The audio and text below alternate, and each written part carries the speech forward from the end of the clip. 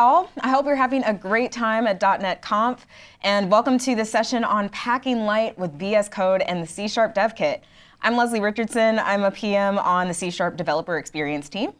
And hey folks, my name is Burke and I work with the VS Code team and usually over on the VS Code YouTube channel, but happy to be here at dotnet Conf to talk about VS Code and the C DevKit. So today what we're going to do is we're going to take you through a soft, gentle intro to Visual Studio Code for the uninitiated. Then we're going to go to the C DevKit, talk about setup. Then we're going to write some code, show you an app that we built just for you. And then we're going to do some debugging. We're even going to do testing, right? We're doing it all today. So to start it off, Leslie, what even is VS Code? Starting from ground zero. VS Code is a lightweight source code editor or text editor. It is multi-language and multi-platform. So multi-language, we've got Python, JavaScript, TypeScript, C#, of course, which is the topic for today. And cross-platform, meaning that VS Code works on Windows, Linux, and Mac. And all of this basically enables you to code from anywhere. So you could be using VS Code and doing your personal development experience on your local Linux machine, or you could be up in the cloud via codebase or Microsoft DevBox. There's really no limit as to where you can code with the power of VS Code. It is also open source, and we have a thriving open source community for VS Code, making it very easy to get involved and make VS Code even better than it already is for thousands of people, right? And on top of that, at its core, VS Code is very extension driven. So when you're taking VS Code out of the box, you're kind of starting with a basic text editor, but once you start adding additional extensions, whether they're language-based, such as the C DevKit, or themes, or any other additional toolings, you can really customize the development environment in the way that you want. So over the years, we've gotten a lot of questions about what the difference is between VS Code and Visual Studio IDE is, or why you should choose one or the other. So I want to give a brief rundown on some differences between the two. So first up, VS Code, as mentioned before, it is primarily a text editor versus the Visual Studio IDE, which is primarily an integrated development environment, or IDE for short. So what that means is that if you are installing Visual Studio for the first time, in addition to getting a text editor that's also very powerful in its own right, you're getting additional tooling experiences that span the entire process of your development that you typically see. So a very powerful debugger, some great testing capabilities, logging, profiling, deployment options, among other things. Versus VS Code, you're required to install some additional extensions in order to get a lot of that functionality a lot of the time. So you're getting a lot more out-of-the-box customization with Visual Studio IDE. And VS Code is primarily, again, cross-platform. So if you've got a Mac or Linux machine, VS Code is like the best choice for you, most likely. But if you are very Windows-focused, you've got a Windows machine going on, then you might want to go the Visual Studio route because it is providing Windows-focused support. Sometimes Visual Studio gets called Visual Studio Windows and not just Visual Studio IDE. So you've got a lot of options. You can choose to use both. There are people out there who choose to use both. But if you maybe want, again, more of that lightweight experience, then you might want to go the VS Code route. Or if you want to take advantage of some powerful tooling experiences that are already built in, such as the Debugger or testing. Not going to lie, I'm a sucker for the Debugger in Visual Studio. Then you might want to go the Visual Studio route. But both are part of the Visual Studio family, so you're going to get a good experience no matter what you choose, in my opinion. Which brings me to C DevKit. So C DevKit is a brand new official Microsoft extension for VS Code.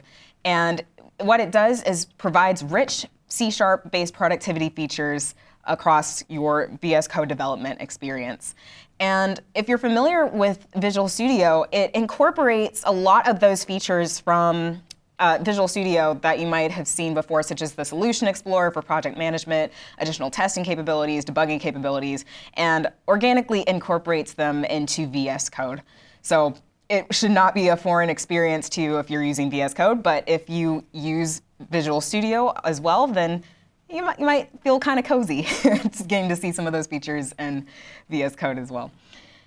And let's see, am I missing anything? I think. I think I'm behind on bullets. I was not doing my job. Did I catch us up? Yeah, I think you got us for the most part. Oh, I should say the best part. Because C DevKit is a VS Code extension, that means you can now develop C# applications from anywhere. Again, whether you're locally on your Mac machine or you've got a code space, there's really no excuse as to why you can't develop your C# applications with the power of VS Code and the C DevKit extension. This is true. Yep. And so as for what is included with the C DevKit, I lied a little bit. It's less of an extension and more of an extension pack. So when you first install C DevKit, you're really installing 3 major extensions. The first, of course, being the C DevKit extension. That's what gets you the new windows, such as Solution Explorer and the Enhanced Test Explorer, which we'll talk about. You get the base C# extension, which is what's going to be providing that rich C# editing experience, as well as some additional perf capabilities and improvements there. And you're also getting the IntelliCode for C DevKit extension, which provides AI-based whole line completions and suggestions. On top of all this, if you are somebody who writes MAUI applications or you're a game dev and you want to write some Unity-based applications, as long as you have C DevKit installed, you can also install the MAUI and Unity-based extensions alongside them and further expand your developer environment, which is pretty sweet. And that is enough of me talking about slides. Oh my gosh, slides. Enough PowerPoint. Yeah. Is that it? That's our last slide? Yeah, that's it. Let's talk about demos. Let's go straight to demo. All right, so let's jump into Visual Studio Code. Yes, I do realize it's tiny on your screen. We'll change that in just a second. So also, we are on a Mac here today, and that is because we are demonstrating the cross-platform nature of Visual Studio Code. My main machine at home is a Windows machine. It's okay. Code wherever you're most comfortable, all right? Just wanted to get ahead of that. Just get ahead of that one, chat. Yeah, we love you. Okay, so we're in Visual Studio Code here. This is what you'll see when you download Visual Studio Code. I'm going to zoom in on this, and that's just Command or Control plus or minus here. So we can zoom in quite a bit, or zoom out. What is that? Is that good? We look good here, chat? Okay, good.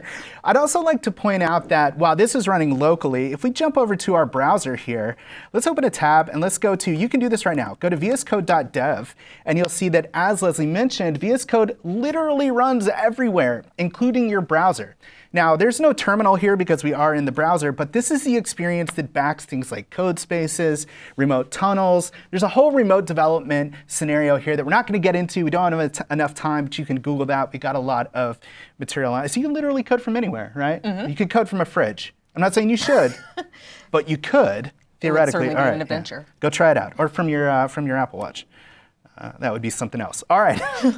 So let's go over a little bit, for those who are new to Visual Studio Code, let's go over the editor space just a little bit and talk about the visual elements here. So starting from the left-hand side, we have what's called the activity bar. And then we have what's called the sidebar. And the sidebar, I'm going to talk about some keyboard shortcuts that you're going to want to know. And one of them is Command or Control B, which expands and collapses the sidebar. You will use that a lot. And the activity bar changes the contents of the sidebar. So if I go to search, we get search here. There's debugging. There's source control and extensions. And you'll see those out of the box when you install Visual Studio Code. Now, you'll notice that I have some additional ones here. I have an Azure one. And I also have a GitHub Copilot chat, right? And the reason why I have these is because I've installed Azure extensions and I have installed Copilot chat extensions. And when you do that, some extensions contribute these things to the activity bar so that you can get new views in your sidebar. As we mentioned, very extension-driven in Visual Studio Code. Let's also take a look at what's called the bottom panel. So I'm going to open this. And you can also do this from your menus. I just use Command or Control J to do that. And in the bottom menu here, I'm going to collapse my sidebar. See, I told you we're going to do that a lot. You'll see the terminal in Visual Studio Code. We tend to spend more time in our terminal than maybe you would in Visual Studio, although we're going to talk about how the C DevKit helps you to stay in the editor if that's where you're comfortable. And we also have things like the problems view for all your problems. Not that you would ever have problems with your code, but on the rare chance that you do, they will be right here, as well as your debug console, all the things that you might expect to see. It's similar to a bottom panel in Visual Studio. So that's called the bottom panel. All right, so now you know about sort of the main UI elements. It's important here that we call out that it is possible in Visual Studio Code to completely customize the editor. I mean completely customize the editor. So when we have icons over here, we can actually take and drag these and move them around, right? So if I want the Explorer icon, I can move it like this. I can show and hide icons with the right click here. We can actually move different UI elements around as well. So if, for instance, if we wanted our debug console in the debug sidebar to keep all our debugging stuff together, we can just move it, right? So you can drag and drop. We also have what's called a secondary sidebar, which I'm going to open here. And you can drag, say, like your Copilot chat and put it in your secondary sidebar in case you want to see your project over here, your code in the middle, and Copilot all at the same time. Completely customizable. And look, don't freak out. If you move something and you feel like, oh no, I've messed it all up, you can just do reset, view locations, and it will move everything back to where it was before. You're good. That's your get out of jail free card. OK. So we talked about layout here. We talked about activity bar, side panel, bottom panel. Let's talk about some of the settings in Visual Studio Code. So I'm going to get there by going to Command or Control, comma. And here in our settings, we have virtually every setting that you might want to adjust in VS Code. Some of the ones that I do are font size. I change this, right? My eyes are not what they once were, so I find myself bumping my font size up more and more. And so we can do that here. We can change the font family. In addition, I like to turn on format on save, like this. And so that just formats your code, right? Pulls everything in line, makes the code look nice so you know when you've written that code correctly. I like to do that on save. You can also do format on type. It's up to you. There's a lot of different ones. I also like to move my sidebar. So I like to sidebar position and put the sidebar over on the right side like this. So I'm going to move that over there. And we should also point out that there is, when you make these settings changes, there is a JSON file. So if we go to user settings, you can see that as I'm making changes, it's actually writing these things to a JSON file. And you can just find pretty much any extension right here that you want. Like, I don't know, what's another good one? All right, so there's some Copilot ones here. We can change the font family in Copilot chat. And you can do that all here in your JSON file. So don't be afraid to do that. Yeah, and shout out to the additional settings that you get with each new extension that you install. Like with C DevKit, for example, you get a whole slew of new settings to choose from, such as being able to toggle hot reload, which is currently in experimental mode right now, or inlay hints. That's one of my favorites. If you want to view the values of different types inline in the editor, then you can toggle that on. So there's lots of different options you can choose from, either via that settings window or settings.json. And fun fact, you can actually sync all those settings with your account, right? That's right. And that's really great if, for example, you're maybe on your local machine, but then maybe you want to go to a code space and get that same developer environment that you're used to. So once you sync those settings, that will apply to every instance of Visual Studio Code that you're using. Absolutely, and that's the one thing everyone should do and turn on right now is setting sync if you got Visual Studio Code. For no other reason that when your Visual Studio Code or your machine maybe has to be refreshed, or maybe you have to rebuild it for whatever reason. Not that we ever have to do that. No. Right? Your Visual Studio Code is exactly where you left it. All of your settings are still there. So make sure you turn that on. All right, a couple more things to know in Visual Studio Code. We're giving you all the essentials here. This is for free. No additional charge to your .NET Conf ticket. So the command palette, which is Command or Control-Shift-P, we use this a lot. Virtually everything you could want to do in Visual Studio Code can be found right here. So for instance, if we wanted to, say, clone something from GitHub, we can just type clone, and there it is, right? So you don't need to know the command you're looking for. You just need to know vaguely what you're looking for. And we're actually, if you have Copilot installed, we use a little bit of AI there also to find the right setting for you. All right, there's also the quick file switcher in VS Code, which is Command or Control-P. And you can see that it's already open here. And actually, in the command palette is just delineated by this little caret here. If I take that out, we're in the quick file switcher. If I put a colon in, then we're going to a line number in a specific file. This is the symbol browser with the @ sign. So this bar here, which is Command or Control-Shift-P or Control-P even, like this, very important. That's not the right key. That's the right key. And then we can bounce between files. All right. I think we've covered the essentials.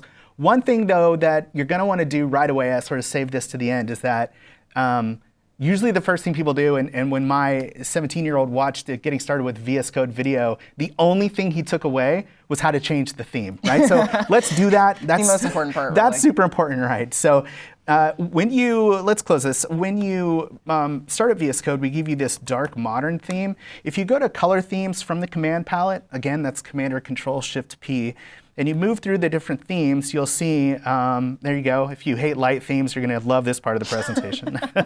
So, right, these are the ones we give you out of the box, but there's also people out there that have created these gorgeous themes for Visual Studio Code. So let's take a look at those. We'll just browse, and these themes are published to the marketplace just like extensions are, right? So some really nice ones. One's called Cobalt 2. Wes Boss wrote this. It's beautiful. You can see we apply the theme for you without you having to install it. It's actually not applied. We're just previewing it here. Another really nice one is called Night Owl from Sarah Drasner. Absolutely stunning theme. You can see that here. So let's accept that one. It'll say, you sure you want to install that? Absolutely, we are. And now we have changed the theme for our Visual Studio Code. So make it yours. Make it yours, right? It's your editor. Make it yours. Yep, definitely. OK. Is it DevKit time? I think it's DevKit time. Let's do it. All right, yeah, let's talk about C# DevKit. So going to that extensions window, which is where you'd install any additional themes or other extensions that you're interested in, we've got the installed list of extensions that Burke's already got on his machine, including the C# DevKit. As I mentioned before, it also comes with the base C# extension, the IntelliCode for C# DevKit extension, and one I didn't mention, which was .NET Runtime extension, which don't delete that. That is important for actually being able to run your .NET C# apps, which where's the fun in not being able to run your C# apps? Kind of important, yeah. Yeah, so keep that. And once you have it installed, it's very easy to get started with C# DevKit because it comes with its own walkthrough. So you can access that via your new best friend, the command palette, which is Controller Command Shift P, and then type walkthroughs, or you can go to your welcome page and access the Get Started with C# DevKit walkthrough from there. And with that, there's really only 3 main steps that you got to do to get started with DevKit. The first is sign into your Microsoft account. If you already use Visual Studio or you've used it in the past, good news, you already have it. Whether you've used Visual Studio Community or Visual Studio Enterprise, you got it. And once you're signed in, make sure that you have the .NET SDK installed. That is really important for actually being able to successfully build your .NET applications. Again, super important. And then finally, the last step, make sure that from there you can just open up an existing project and open up specifically a .cs file to kick the extension into gear. Or you can be like us and create a new project from scratch. So let's go start by creating a new project, which we're going to do by going to the Explorer pane. And we can access new project from here, or again via the command palette. You can type .NET new project. And from here, we get a list of different templates we can choose to use. Templates are great if you haven't used one because when you hit F5, without having to modify or add any code, it should work. So you've got a great foundation to build off of. And I'm going to choose Blazor WebAssembly app as our foundation. And we're going to choose a location for it. And then we're going to give it a super awesome name like Blazor App 7. Why not Blazor App 70? There we go. Awesome. Even better. Those other numbers are overrated anyway. And once that gets created, we should see it pop up in our Explorer. There we go. So by default, when you first install VS Code, if you didn't have C# DevKit, or if you did, you will see it pop up in its own default workspace. So that whole folder contains all the contents of that given project, no problem. However, it might display some additional files that maybe you're not always interested in. Things like the .csproj files or your .sln file, which I'll explain in a minute, the object folder, the bin folder, that sort of thing. And that's when you can use another window option called the Solution Explorer, which comes with C# DevKit. If you've used Visual Studio before, this might sound familiar, but this is a nice filtered, streamlined view of being able to examine all of your files in a project-based context. So it's filtering out certain files and folders that maybe you don't necessarily need on a regular basis when you're developing. And it's primarily focused on projects and their dependencies and the relationships between them. The solution portion comes from that .sln file or solution file, which acts as a container for all of that different project information. And again, as Burke is expanding out, you've got the dependencies that you can look at, such as the frameworks or packages that the project depends on, or other projects that are being depended on. Which, speaking of which, let's check out a more interesting app other than than Blazor app 7.8 to 2174, yeah. all the digits of pi. All right, let's do that. So I'm going to hop over here to an app that we've created that's called RudeGPT. And this application is a Blazor WebAssembly app. And basically, it just re-implements the interface of ChatGPT with a special command to the model that makes it a little bit sassy when you talk to it, as you'll see here in a minute. So let's go to our file explorer here. And one of the things I want to point out here, y'all, is that you have themes for the editor itself, but you also have themes for the icons. So right, in this case, like, it doesn't really know what to do with Razor files, as you can see. Like, it's got this, like, I don't know what this is. I think it's just a generic file icon. So again, to the extensions, and let's look for the material icon theme, which is one I'd highly recommend. Let's install that. It will ask us if we want to activate it. We do, and now look. Now we get some very nice icons, right? So pretty. Now, yes. Now we get icons for proj files, for Razor files, so you're definitely going to want to do that. So let's go to our Solution Explorer here. You can see we have 2 projects in the solution. There's actually 4, right? If we look in the folder itself, we see a client project, an API, a test, and a shared. So we want to add this shared and the API to our solution. So very similar to Visual Studio, you're just going to right-click here and say Add Existing Project. And let's add the shared project here. Double-click on the proj file. That'll add the shared. And then let's add the API. So a very familiar experience here, y'all, and one that is very easy, right? Very intuitive. All right. So we've got all of our projects here. You can see it even picks up on like what kind of projects they are. It knows that this is a test project, this is a website, and it's just got these as like C# projects. So let's look at the code creation experience in Visual Studio Code. So let's expand the shared project, and this project is missing some code. If we ran this right now, it would not build, it would fail. So we need to add a new class here. So to add a new class, there's this little file with a plus here. So I'm going to click on this. And this gives us all of the different templates that we have for files in the C# DevKit. So there's one for class here at the top. We've also got Razor files, MVC view imports here, records, structs. I don't even know what a record is, but whatever that is, you can make one right here. So watch one of Mads and Dustin's right, exactly. I need to go watch the. I'm a JavaScript developer, y'all. Bear with me. All right, so I'm going to go to class here, and then let's go ahead and say chat. We're going to call this chat session. That's what we need to call it. And it's going to create a class for us. It automatically gives us the namespace, right? Just sets us up, and we're ready to start coding here. So I'm going to close the sidebar, give us more real estate. And y'all, it would not be a proper C# experience if we couldn't do prop tab tab, which, there we go. Now we can do it. All right, so let's add a property here called title. And then I'm going to add another property. And you can see Copilot is going to do this for me. Now, why does it know this? It knows this because we've been through this demo many times before, right? And it's been watching us, right? So it's adding this here, which is exactly what we want, right? We want a list of messages. And it's kind of right, but it's not quite right. So see this chat message here? This isn't quite what we want. So what I want to do is change this out. So I'm going to highlight this. And when I do that, you'll see that it's highlighting both instances of chat message. Now I want to show you a little trick, y'all. This is really cool. So this is called multiple cursors in Visual Studio Code. So what I'm going to do is I'm going to press Command-Shift-L. And that's going to give us a cursor at each one of these instances, right? We're going to hit backspace, and we're going to take them both out. And then we're going to replace that with the message, which is actually the class that we want. Sick. You can see here exactly. The dev kit knows it's going to help us out there with IntelliSense, and we'll just accept that. OK. What's wrong, though? We still got squigglies. Squigglies, yep.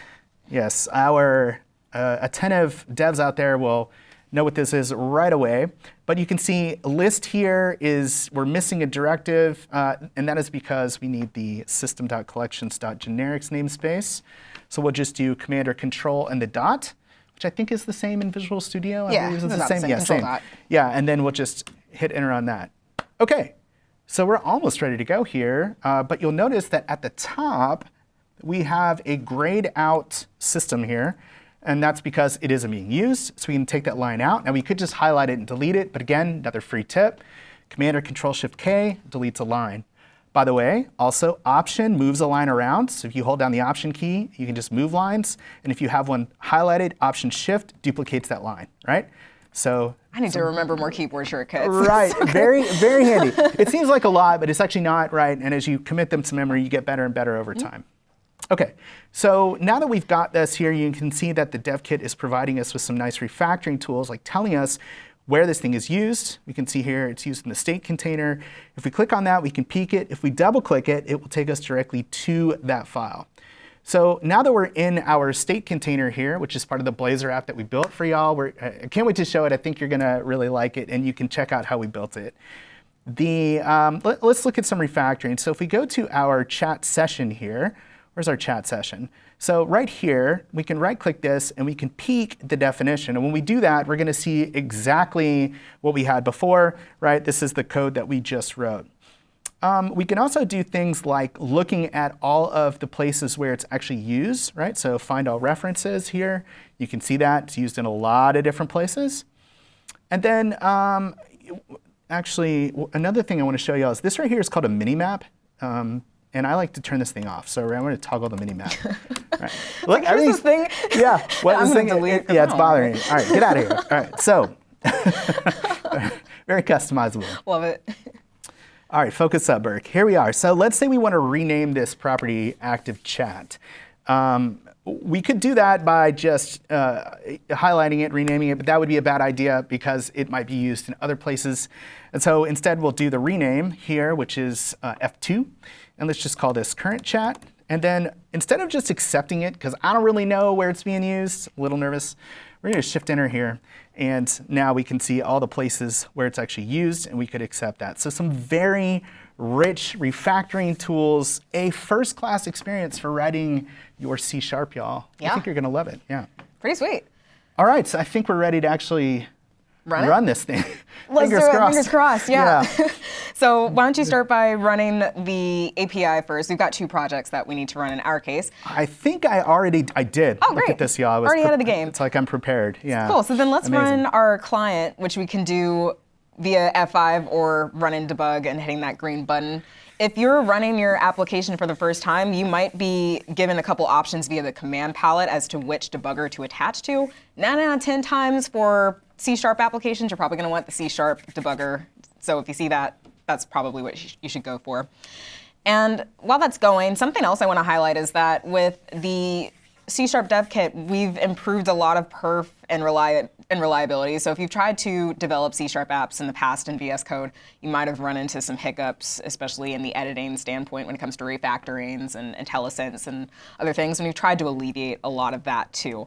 And with debugging, that also applies as well because we have tried to streamline that process specifically. I can personally relate to trying to debug a C# app in VS Code in the past and being so frustrated when trying to do something as simple as hit F5 on a Hello World app because I have to modify like a launch settings.json file and all this other stuff that I may or may not work despite following the documentation. I think, why won't it work, darn it?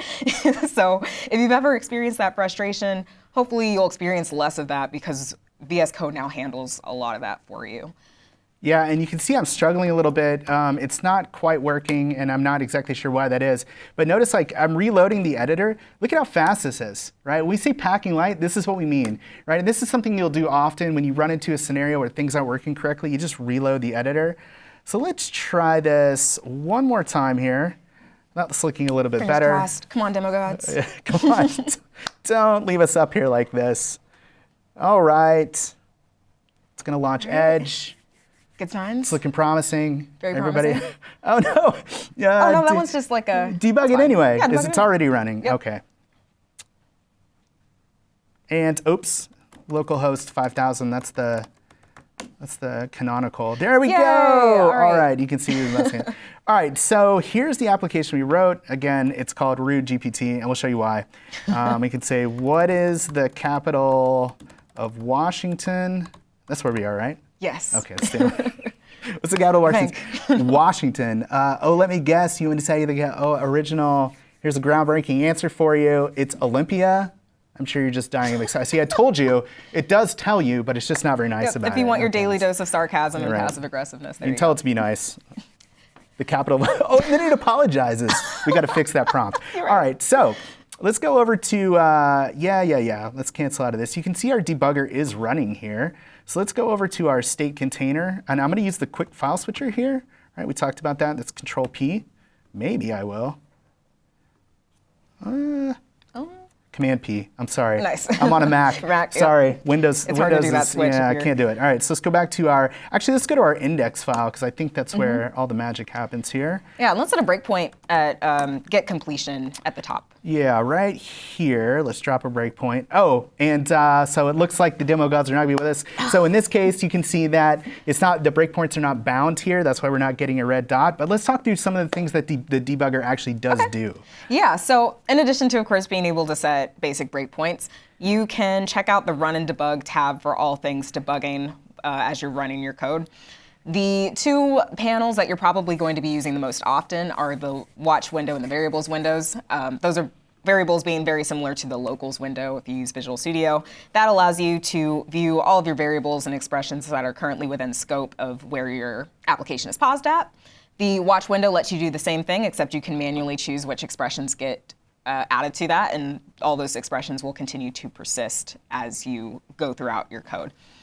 You also have access to the call stack, which is a great kind of timeline for identifying what's calling what, which threads are currently running, all of that. And you've got my personal favorite, the breakpoints window, which is a really nice hub for being able to manage all of your breakpoints in one spot. So if you've got breakpoints across multiple files and projects, you don't remember where they are, you don't care to remember where they are, then definitely take advantage of this panel. You can use it to disable specific breakpoints or all your breakpoints. You can delete from there. You can add function breakpoints from there.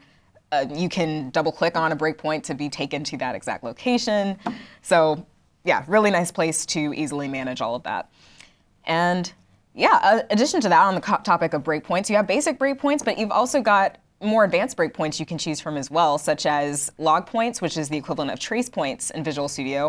And if you're like me and you like your print statements, but you don't like having to modify your code to use print statements to debug your issues, then you can use a log point to print out different statements or expressions that you want to the output window.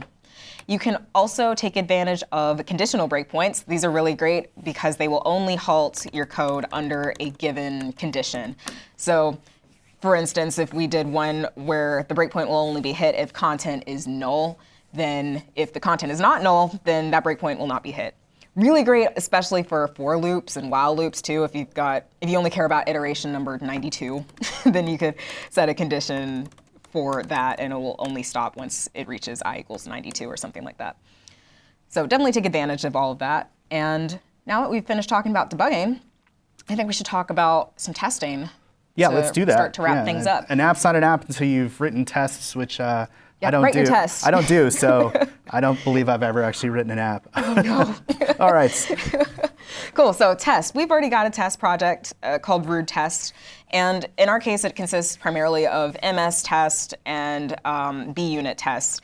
That said, if you use really any test framework with the word unit attached to the end of it, so N unit, X unit, B unit, Playwright, MS Test, all of that is compatible with C DevKit.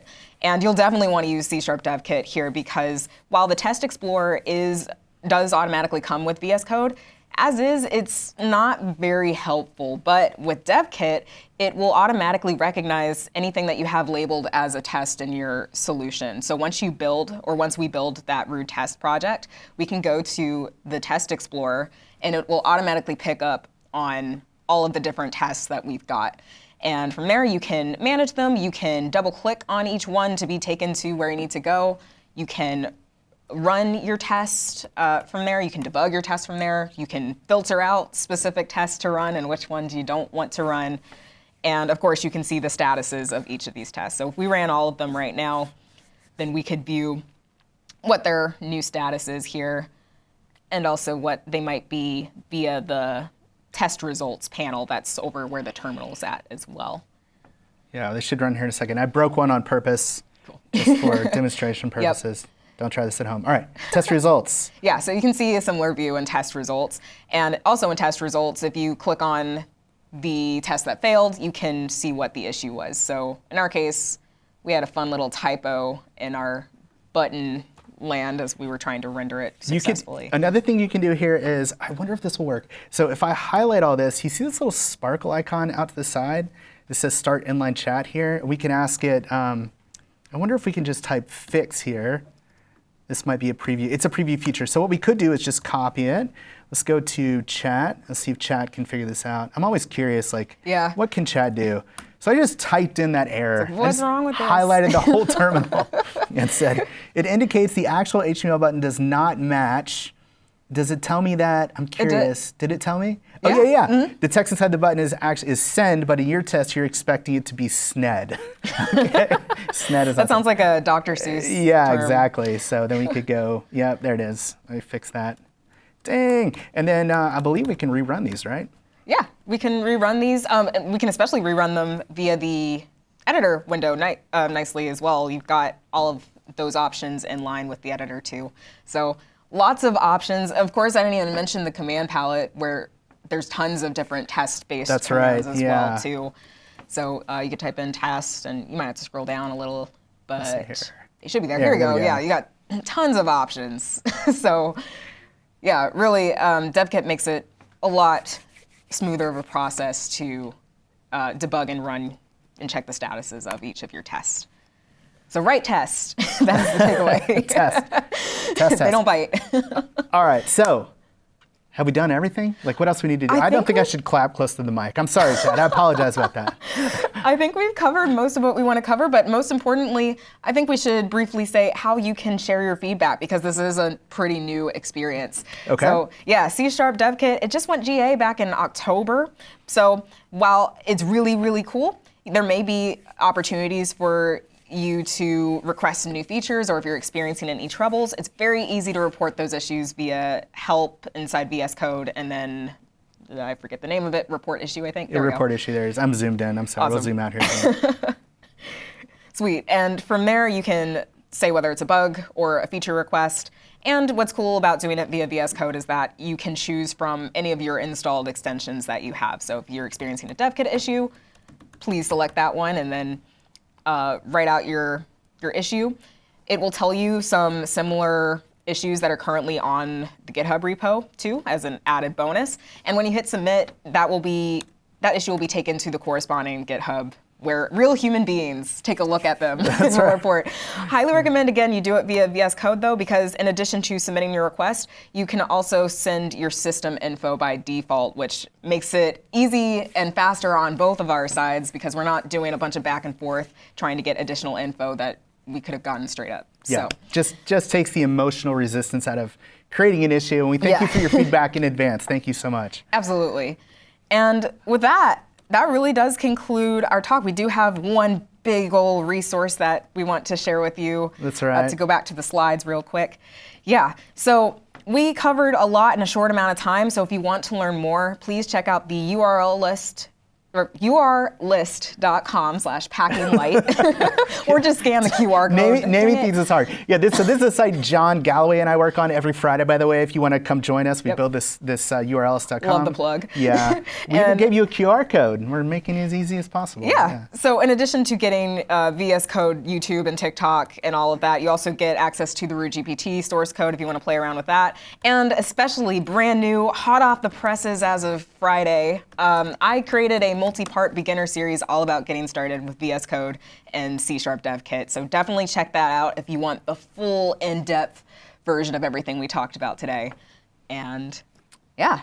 But with that, thank you so much for watching. I hope everyone is installing C DevKit if you haven't already, and please share your feedback. And now I think it might be time for some Q&A. Yeah, just right before we do that, y'all, shameless plug, this one, shameless plug, shameless plug, youtube.com/code or tiktok.com/vscode.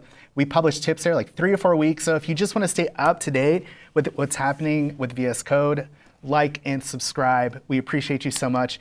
VS Code updates every month, new features every month. So that's a great way to stay up to date And our counter's in the red, which Yeah. means we got to stop talking.